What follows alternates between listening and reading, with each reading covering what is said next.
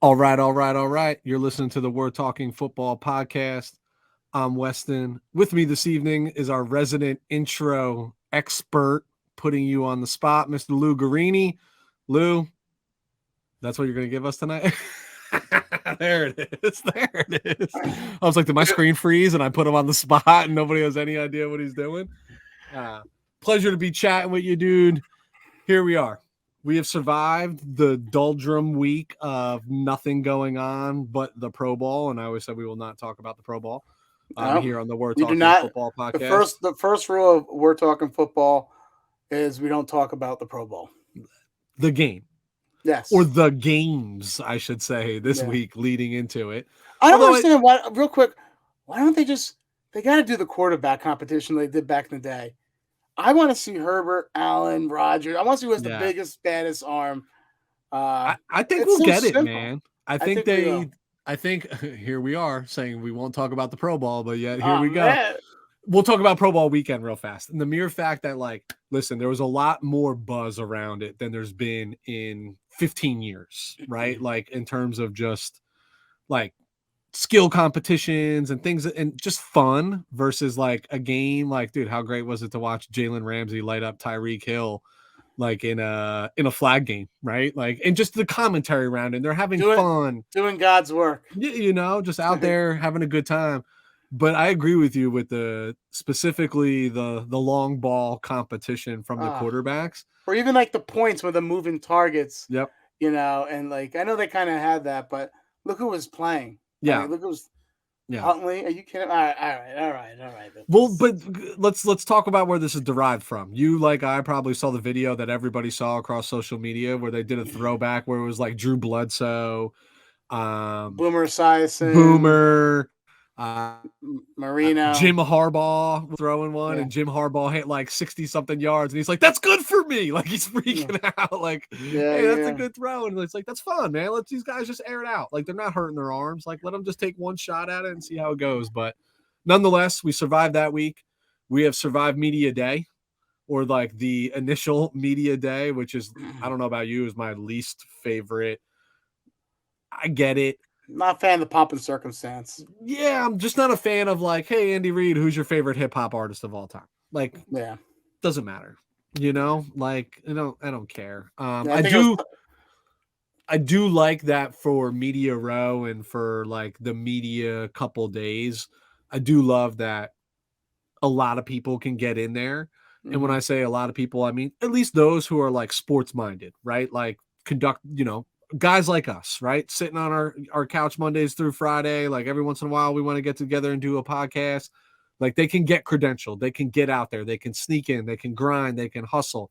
What I have zero tolerance for is the people that get media credentials that literally don't want to ask like football related questions and don't. Are you relating to like? Are you referring to Barstool like type of stuff?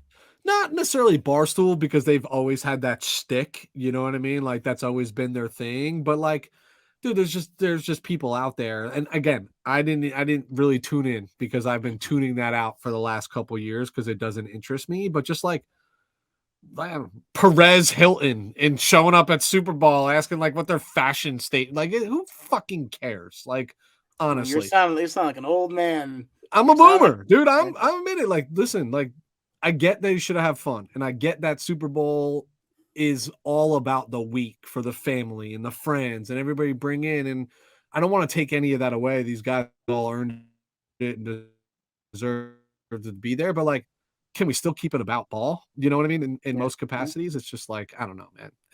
When they feels respond, like selling though, man, it's just like about a bunch of sound bites because when they respond, it's always these like like it's just like these PC type of responses that like that they just answer in such a generic term, like who's your role model growing up, or so it's like who do you model your game after? It's like these game. It's just this.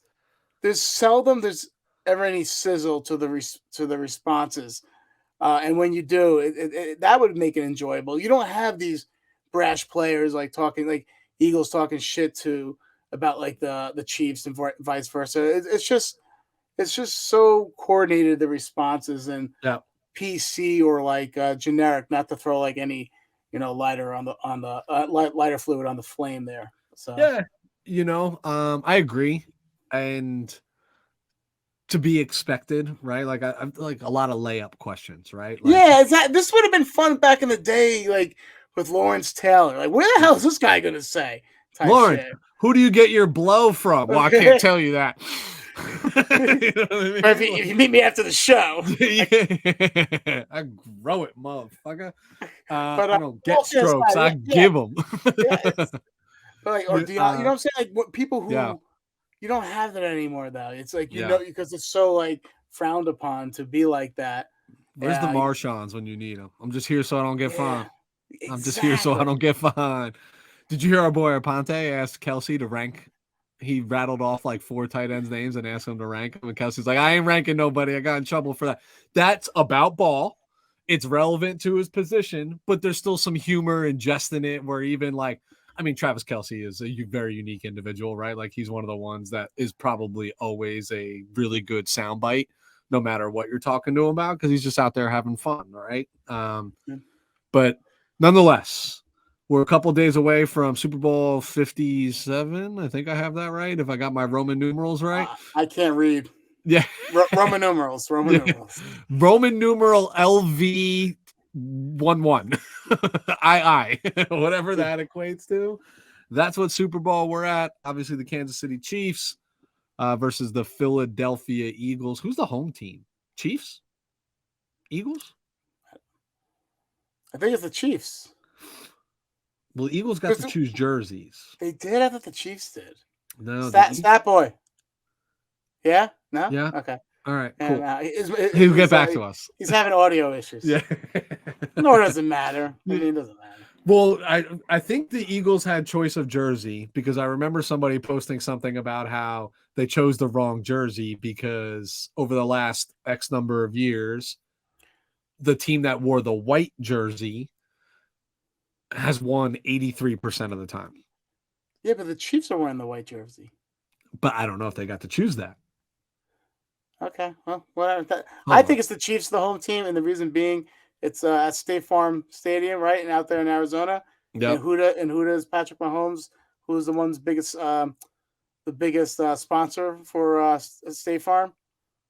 Patrick Mahomes. So I think I would have to say it's the Chiefs. I think it's the Eagles, bro. Interesting. Hold on. Let's Google home team Super Bowl Roman numeral. And as you're doing that, I will let our listeners know that this has not been scripted whatsoever. This whole episode is off the cuff, no preparation, done in this. Yeah, no, none whatsoever. Cruz Eagles will play Super Bowl for the meanwhile the FC champ Super Bowls. Patrick Mahomes, third appearance. Don't care. Just want to know who the home team is. Just go on Bleacher Report and see who's on the bottom. Well, that's why I'm Googling because the Eagles were on the bottom. That's the Eagles then. It is the Eagles. The reason the Eagles are the home team. There you go. Philadelphia Eagles. So they made the choice of jersey selections and they chose their greens versus the whites. We'll see if it comes back to haunt them. I can tell you this. The last team that wore the whites and lost in the Super Bowl was the San Francisco 49ers. That being said, Lou, let's real quick. We're going to talk about the game. We're going to give our perspective on the game and then ultimately predict winners, obviously, or predict the winner and maybe a little bit around like some X factor sleeper players in this game that you think will have a bigger impact than anticipated, etc. So I don't know. I want to kick it to you just because the Kansas City Chiefs are playing. I feel like the Kansas City Chiefs are a team that you hate more than a lot of other teams given division rival. So I don't know. I'm just interested to hear your perspective on the game first. It's just you have the best player for me. Not trying to get into predictions or anything like that. The Kansas City Chiefs have the best coach and best player in the NFL, and it's hard to really overlook that. And they're really in lockstep with it when it comes to creating what they want to do on the field. And they're a fantastic organization. It's going to be hard for me. I personally believe that giving Andy Reid 2 weeks to game plan is going to be hard to overcome. And you have to understand, I think Andy Reid comes off as this jovial guy, but he has this cutthroat mentality. You don't think he's going to want to take it to the Eagles, his former employer, right? That said he was washed up, but he can never win the big one. These are all the narratives I'm looking for. I'm looking for the Kansas City on the Kansas City sideline right there. And then everything they have heard about come this offseason, how they're not going to be the same team with Tyreek Hill. They're not going to win their own division, their division of death. Everyone was falling in love with the Buffalo Bills. Everyone was making excuses not to believe in the Kansas City Chiefs. Not saying that they're the underdog type of stuff, yeah. But a lot of other media pundits and fans were more enamored with the new shiny things, the Mike McDaniel Dolphins, like I said, the Buffalo Bills and Josh Allen, and they kind of forgot about the Chiefs. I feel like this year, until the Chiefs started showing, they just do what they do. All they do is win games with the best quarterback in the league, the best player in the league, and the best coach in the league. So it's going to be that's from their mentality, I think. Where they're coming from from the Super Bowl, because they do have. I think there's a little bitterness in them because of all those narratives I just aforementioned. So, yeah, I mean, we'll get to it when we get to the prediction portion of this show. When I look at this game on paper, I can't help but feel like the Philadelphia Eagles on paper just have a more talented team across the board, right? Yeah, but we said that, about the Bengals too. Yep. I literally said the Bengals are the better team, but I'm setting myself up to agree with you in this instance, right? Okay. So I do want to come out and say, like, listen, the Philadelphia Eagles deserve to be in this game. We can mock and joke the path that they had here, but you still have to win those games, right? Like, I always talk about how I think strength of schedule is the biggest joke statistic in the entire world, because you can only play who you have to play. And this is still the NFL. We still operate under the same salary cap, right? Like, but what makes the difference? Coaching.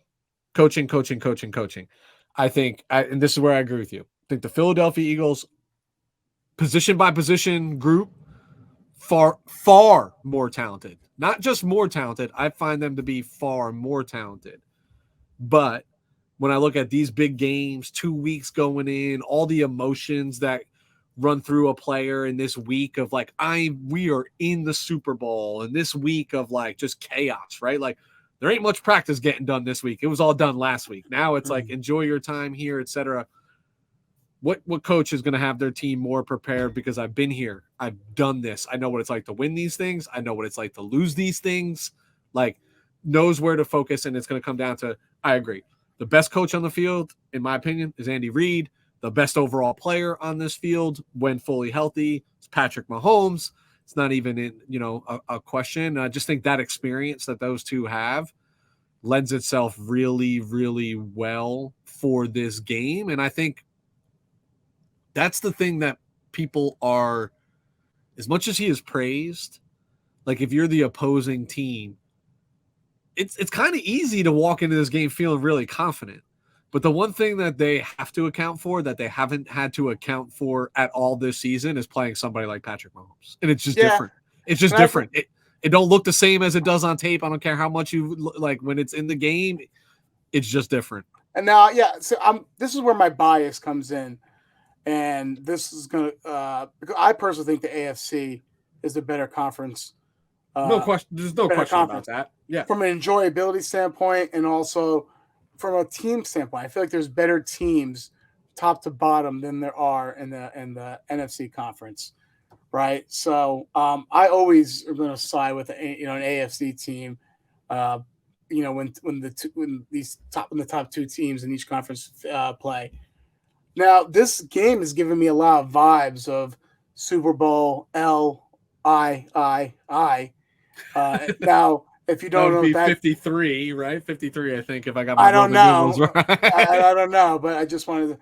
And for those who don't know who played in Super Bowl LVII, it was the Los Angeles Rams and that potent offense with that up-and-coming coaching staff with McVay against the New England Patriots, and a team that was good, but on paper they probably were not as enamored.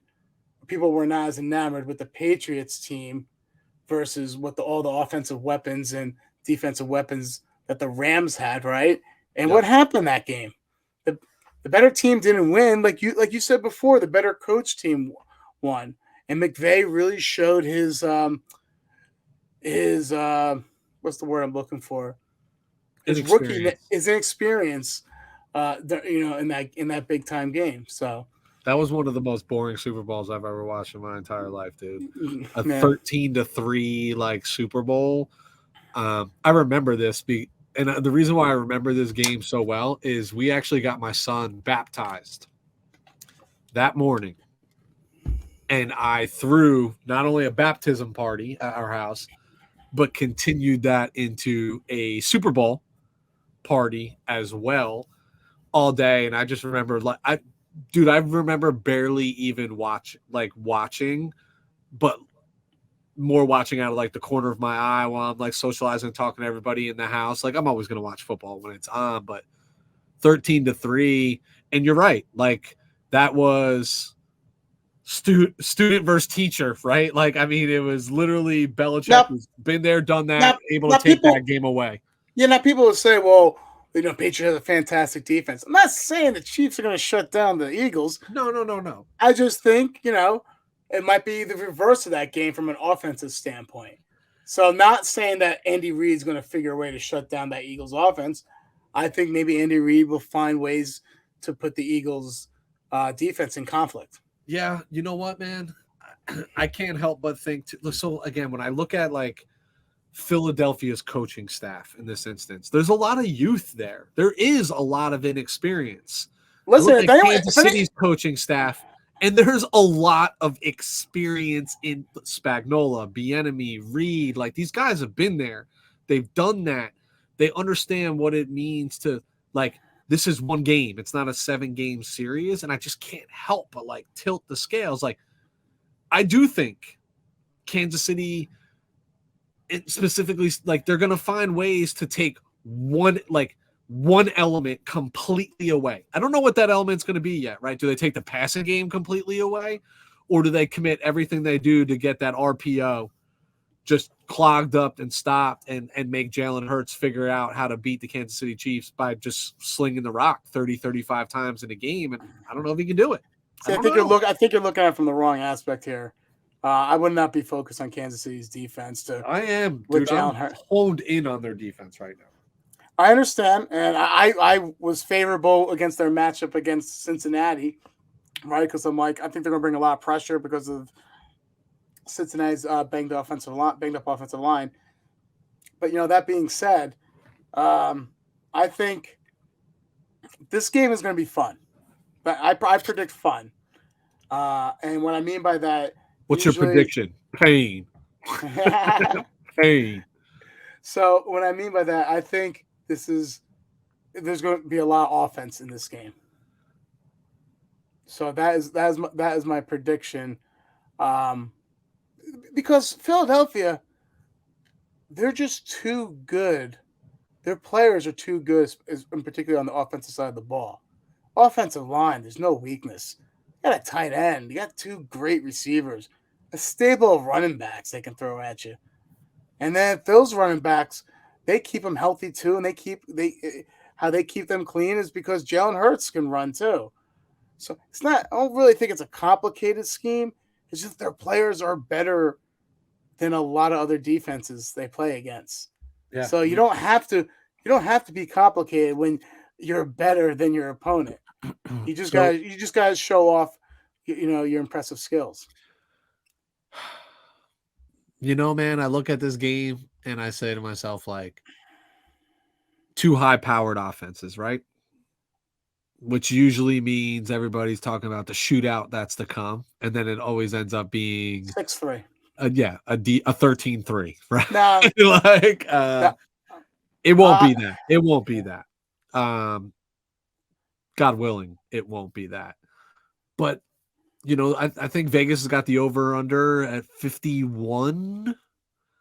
It's not a lot of points. I mean, that's 25 apiece, 25 and a half apiece, right? Always bet the over. I don't know. I would bet the over on this one. I'm also, by the way, I'm awful at gambling, so take it for what it is. I'm what's his name from was it Bronx Tale? Was it Mushmouth or something? Mush. Yeah. Mush. I don't want his face. My knee No, jerk Frankie reaction. Coffee Cakes, no good. Frankie Coffee Cakes, no good. So take it for what it is, but if I did gamble, I would bet the over. All right. Maybe we'll talk about that.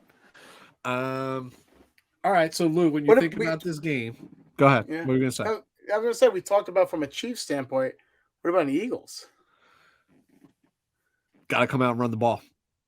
Just got to run the ball.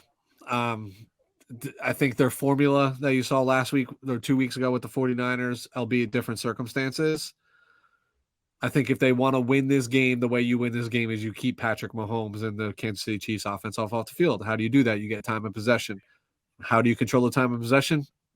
40 rushing attempts between Hurts, Gainwell, Miles Sanders, Boston Scott. You got to see 40 rushing attempts. I just can't help but feel, even though I know he's played at the collegiate level, big games like this, Jalen Hurts. It's a lot. It's a lot to put on a young QB when you frame it as you need to go against Patrick Mahomes. You need to match Patrick Mahomes.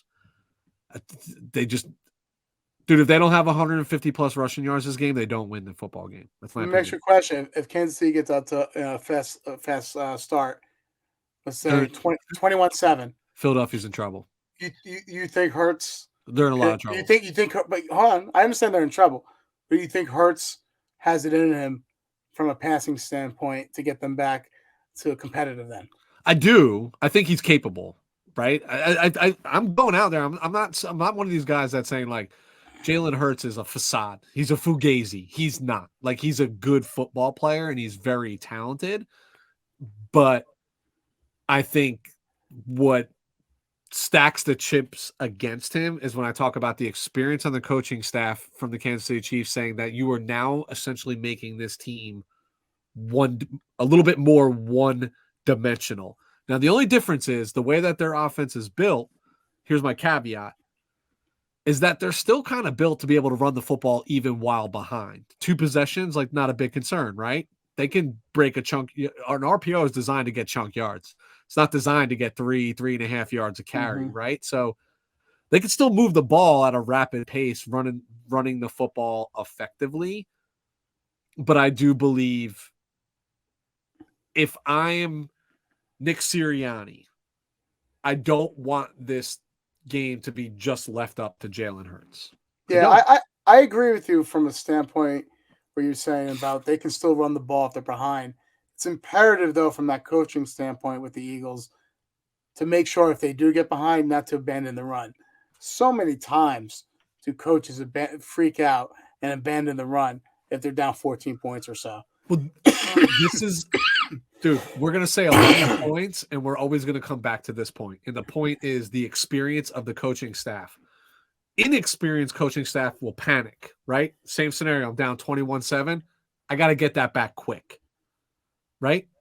Even if it's still in the first half.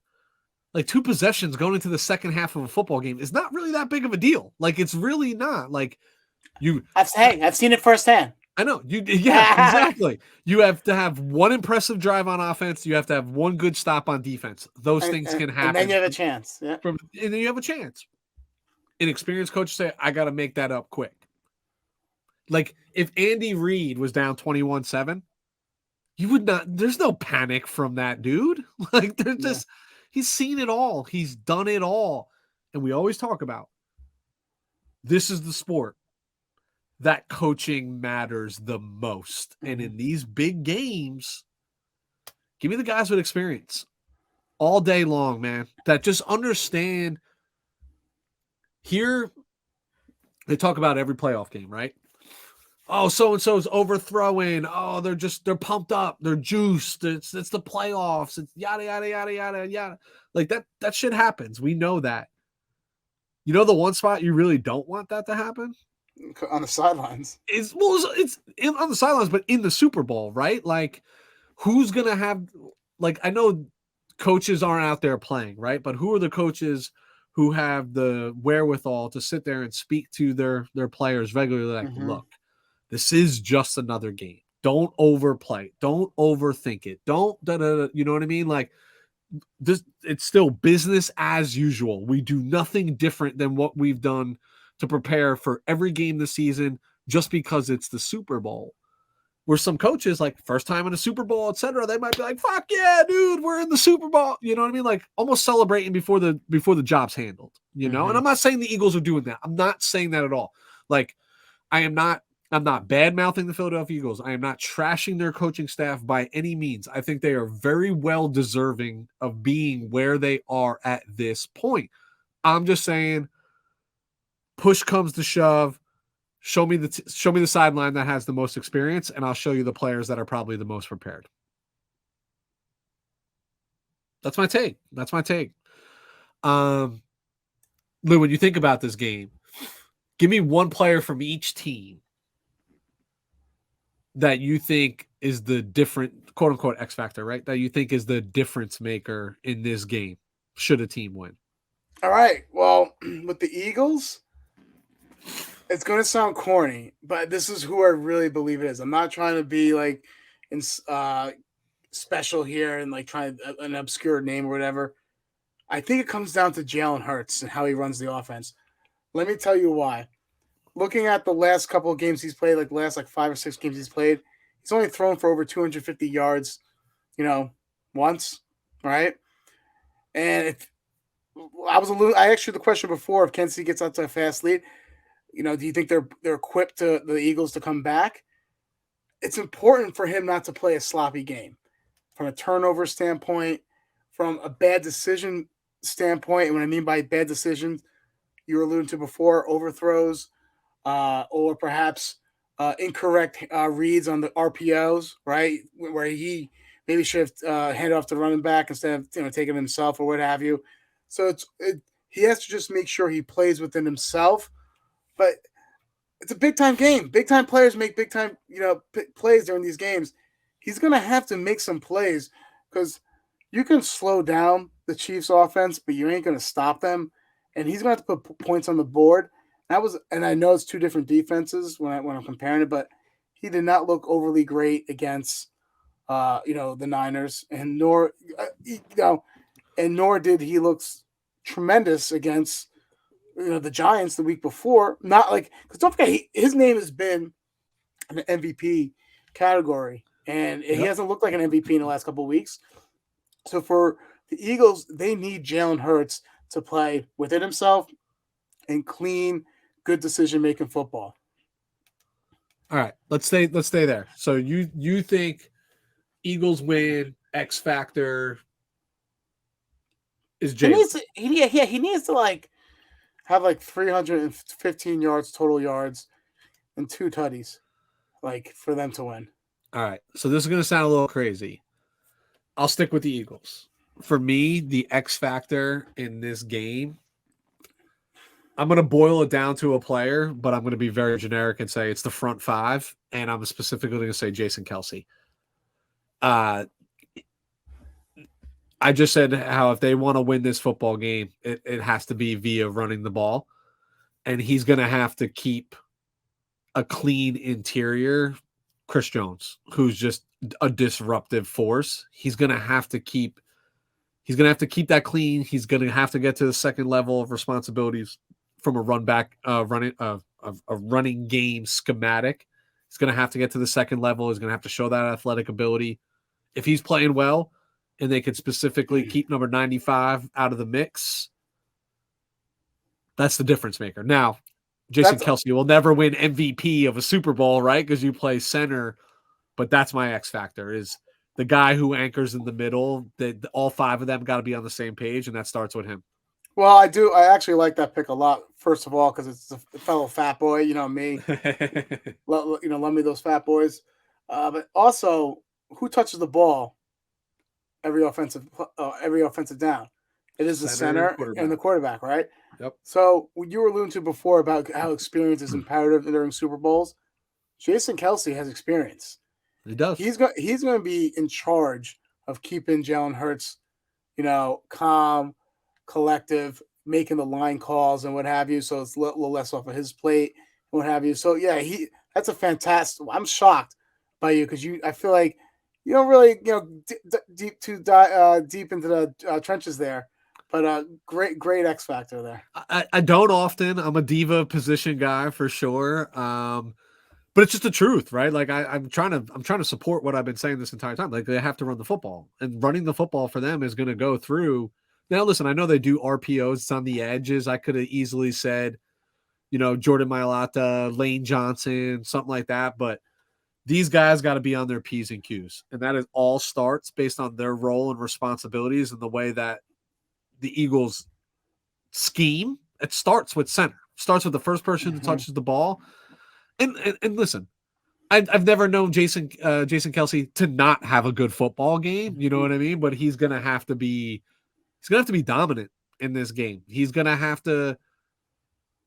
If we're hearing Chris Jones' name called throughout the broadcast, not a good thing. Yeah, not a good thing. A little bit. If you hear his name called a lot because you're like, hey, we haven't called his name. Very good. Score that one for Mr. Kelce. And increases the likelihood that the Philadelphia Eagles might win this football game. Yeah. What about the Chiefs? Who's the X factor there? Part of me wants to go on defense. But you know what? I'm just going to go with my knee-jerk reaction. MVS. All right. Maybe why it's not so maybe it's a little out of left field, but hear me out. The Eagles have a fantastic secondary, and we know Kelce's going to get his. But what helped the Kansas City Chiefs when they went up against the Cincinnati Bengals? MVS emerged as that second weapon. And I really think it's going to be important that they can not just because have the Chiefs faced a defense like this before? This aggressive style defense? No. Cincinnati, like I said, we in the last game that we previewed, they more just sit back and just cover all those passing lanes, and they have some fantastic blitz packages, but they don't have as many pass rushers, I was going to say, as the Eagles, right? Yep. So they're going to need the Chiefs are going to need a second weapon to emerge, and MVS is going to be important because early on in the year, people played a lot of man coverage against the Chiefs, and it stymied them. The offense looked a little out of sorts and what have you. And what do the Eagles play? A lot of man coverage because they have the personnel to play a lot of man coverage. They got those cornerbacks and those safeties. MVS is going to have to win against those boundary cornerbacks who, frankly, are better than him, right? So it's going to be important for him to be a reliable second target for Patrick Mahomes because it can't just be Jason Kelce and then that's it. They need another deep threat option. Travis Kelce. I know we were just talking about the Kelces. Yeah. Oh, sorry. It's the medicine I'm on, bro. So, but yeah, all kidding aside, they need a second option, and MVS needs to show not that he's a replacement of Tyreek Hill, but why they brought him into Kansas City. Dude, I love it. I agree, right? I mean, I think you can insert Kadarius Toney. Even this is Andy Reid, right? Like watch Sky Moore go for like 6 for 130 and a touchdown or two, but it has to be somebody. Can I that tell does you not have the last name Kelce or? Can I tell you someone else also I was flirting with? I hope I don't. If they're on the defense side of the ball, you're not allowed to speak until I speak. No. Okay, go ahead. I was literally between MVS and McKinnon, Jarrett McKinnon, and let me tell you why. Is because he's a stud with Andy Reid. Yeah, right. But like, he's a good matchup against the Eagles because the one weakness that the Eagles defense does have is the second line defense. Yep. Right. So Andy Reid, screen genius, right, and can use him in a multitude of ways. Has some juice to him, and I just feel like McKinnon's a sneaky play, I think, or a sneaky X factor that can have a decently nice game. Dude, I don't disagree with it. I almost went with my difference maker or my X factor for the Philadelphia Eagles was going to be some combination of Kaiser White or TJ Edwards because of that matchup that it presents, right? Like specifically for McKinnon, right? And I think you're going to get a heavy dose. Like I think Isaiah Pacheco is very talented, is good running back, fits what they do well.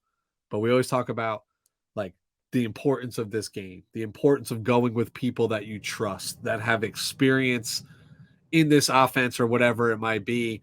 I think you're going to get a heavy dose of Jerick McKinnon in this particular game. So it's funny because you calling that out, and like I almost wanted to call out for the Eagles, it was going to have to be on the defensive side. For me, for the Chiefs, it's on the defensive side. And the first name that comes to mind for me is L'Jarius Sneed. Interesting. Okay. He's balled all year, balled all last year too. No secret that Cincinnati seemed to have their way with Kansas City's defense a little bit more in the second half when L'Jarius, along with 8 other Kansas City Chiefs, went down with injuries in the second half of that football game.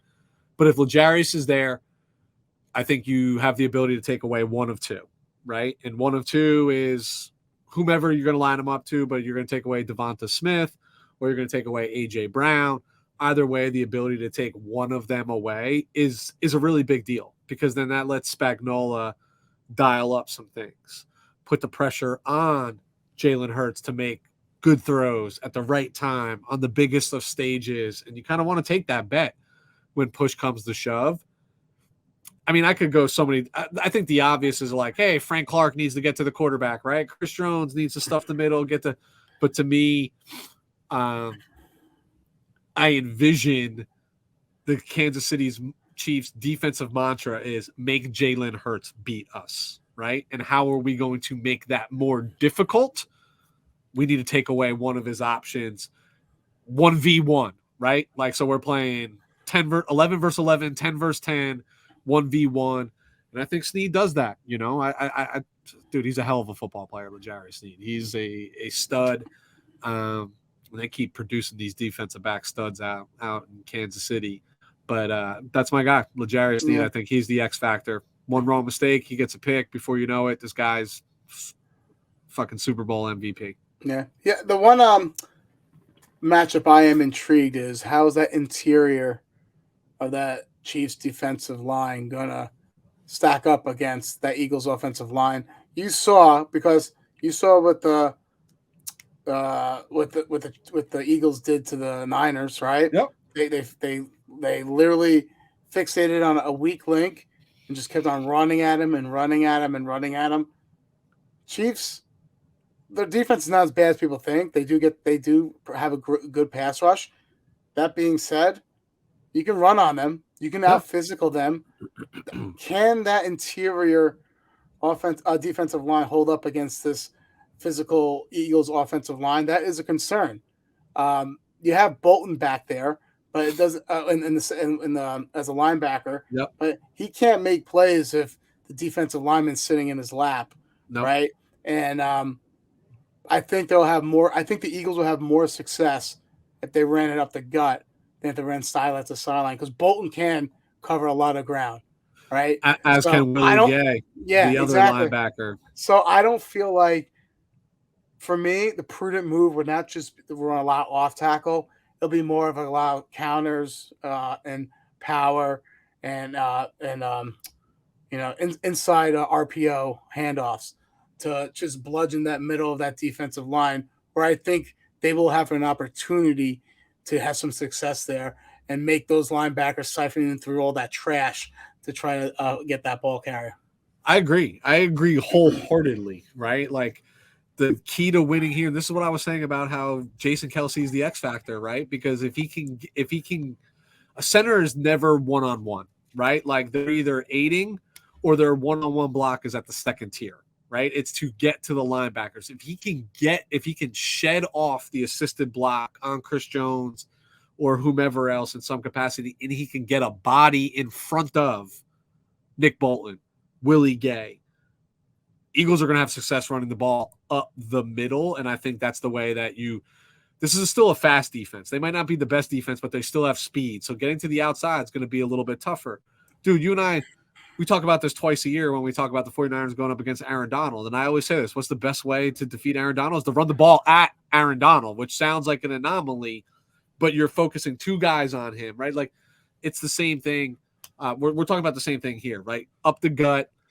You Kelsey's assisting, and then if he can get to the second tier, because if he can't get to the second tier, guys like Gay and Bolton, dude, they're gonna fly to the football. They're gonna fly to the football, and they're gonna wreak havoc. And then you might find yourself in that 21-7 scenario that we were talking about because the offense is stalling, and you're gonna give up points to Mahomes. I don't care how good your defense is. You're gonna give up points. Like everybody in the world knows the ball's going to Travis Kelce, but he'll still catch 12 passes for 140 yards and a touchdown. Like, and it's going to him. Like, you're going to give it up. So, but you got to be able to keep pace. All right. Lou, that being said, who wins and who's Super Bowl MVP? Allude to our last show. Well, let me start off like this. I told you this gives off those vibes. I kind of was dropping little breadcrumbs who I think is going to win. I'm not going to sugarcoat it. I think it's going to be the Kansas City Chiefs. They're not the better team. They're just going to be the better coach team, I think, on Sunday. And this does give me those vibes, like I stated before, with the Rams, the young and upcoming Rams team versus the seasoned New England Patriots team, right? It just would fit the narrative, man. And it would fit the narrative of, hey, Mahomes overcame the loss of Tyreek Hill. He's banged up the ankle. I'm looking at my crystal ball here, and I already see what the headlines are going to be. And then having to listen to the national media ad nauseum talking about, is Mahomes already a top 5 quarterback, of all time? Arguably, you probably could make that argument, but that's neither here nor there if he wins the second one. But I just think the Kansas City Chiefs win against the Philadelphia Eagles. Want to score? Yeah, fuck it. Why not? Remember, you said the over-under was 34-31. 34-31 Chiefs. MVP will be Patrick Mahomes. Will have 325 yards and 2 passing touchdowns. And let's give him 3 passing touchdowns. It's really cement his status in that top 10 quarterback of all time list there. And yeah, that's who I think wins. Okay. Oh, MVP, Patrick Mahomes. Yeah. So I've been saying the entire time we've been talking about the playoffs, even while my team was still in this, that the Kansas City Chiefs were going to win the Super Bowl. So far be it from me to say, hey, they're not going to, now that they're here at the grandest stage when I told you that they would be and that they would win this. So telling you, my thought is the Kansas City Chiefs win this game. I think I'll give you a score first. I'll say it's going to be 30-20. So I'll take the under. 30-20, Kansas City Chiefs. And the only reason why I'm going zeros here is because I just got my numbers released from a big money box pool, and I have zeros. I have zero in that. Manifest that money. Dude, Lou, I've only hit boxes like 2, maybe 3 times the entire time I've been doing boxes, right? And never the big one. It's always like, you're still talking about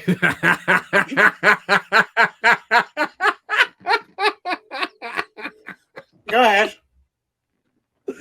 Lou, that's the funniest thing you've said on the We're Talking Football podcast. I literally just cackled. I couldn't control myself. That was brilliant, sir. Yes, we're still talking about football in those scenarios. That being said, I have like 7-1, 0-0, 4-4. Like these are some of the best starting numbers you could potentially have that align with like actual football scores, which means I won't hit anything. But I'm going 30-20, Kansas City Chiefs. Jerick McKinnon is your Super Bowl MVP.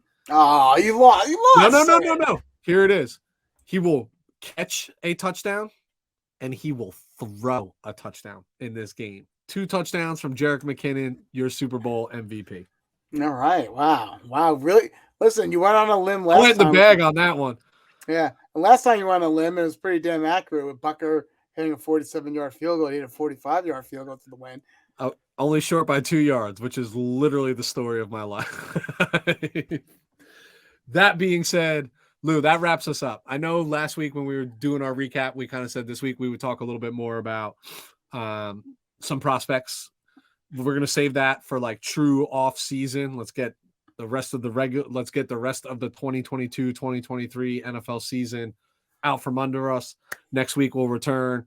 We'll talk a little bit about what we saw from Senior Bowl, Shrine Bowl, which was the most boring football game I've ever watched, by the way. That was so bad. In any case, we'll talk about some prospects that we're interested in, that we're curious to see where they go. We can maybe correlate it to, even though my team doesn't pick till the 3rd round and compensatory picks, so essentially start the 4th round. So I feel like we'll talk a little bit more about the Chargers in the early rounds as we get closer to draft day. We'll start to dive into free agency. But that wraps us up, man. In and out here, talking a little bit about the Super Bowl. You heard it here. We both favor the Chiefs. We both have different Super Bowl MVPs and certainly different score predictions. So tune in.